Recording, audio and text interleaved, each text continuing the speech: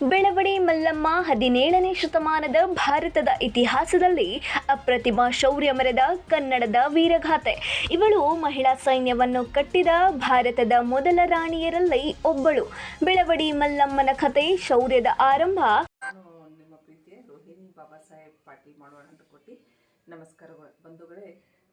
ನಾಳೆ ನಾವೆಲ್ಲರೂ ಬೆಳವಡಿ ಮಲ್ಲಮ್ಮ ತಾಯಿಯ ಉತ್ಸವದಲ್ಲಿ ಎಲ್ಲರೂ ಕೂಡ ಭಾಳ ಒಂದು ವಿಜೃಂಭಣೆಯಿಂದ ಪಾಲ್ದಾರಾಗ್ತಿದ್ದೀವಿ.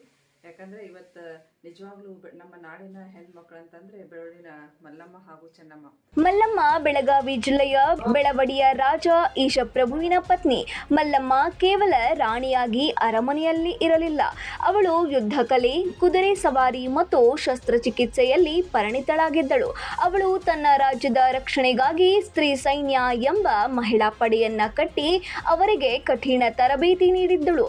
ಮರಾಠರೊಂದಿಗಿನ ಯುದ್ಧ ಇತಿಹಾಸದ ಪ್ರಕಾರ ಛತ್ರಪತಿ ಶಿವಾಜಿ ಮಹಾರಾಜರ ಸೈನ್ಯವು ದಕ್ಷಿಣದ ದಂಡಯಾತ್ರೆಯಲ್ಲಿದ್ದಾಗ ಬೆಳವಡಿಯ ಮೇಲೆ ಆಕ್ರಮಣ ಉಂಟಾಯಿತು. ಅಂದ್ರೆ ಯಾಕೆ ಕೆಲಸ ಮಾಡ್ಬೇಕಂದ್ರೆ ಇವತ್ತು ನಾನು ನಮ್ದು ಅಂತಂದ್ರೆ ಇವತ್ತು ಚೆನ್ನಮ್ಮ ಆಗಿರ್ಬೋದು, ಮಲ್ಲಮ್ಮ ಆಗಿರ್ಬೋದು ನಮ್ಮ ನಾಡಿನ ಹೆಮ್ಮೆ. ಬಟ್ ಅವ್ರ ಹೆಸರನ್ನ ಉಳಿಸುವಂತ ಕೆಲಸ ನಮ್ದು ಆಗ್ಬೇಕು. ಯಾಕಂದ್ರೆ ಇಂಥ ಒಂದು ತಾಯಂದ್ರ ಒಂದು ನಾಡಿನಲ್ಲಿ ಸತತ 15 ದಿನಗಳ ಕಾಲ ನಡೆದ ಈ ಭೀಕರ ಯುದ್ಧದಲ್ಲಿ ಮಲ್ಲಮ್ಮನ ಪತಿ ಈಶಪ್ರಭು ವೀರಮರಣವನ್ನಪ್ಪಿದರು.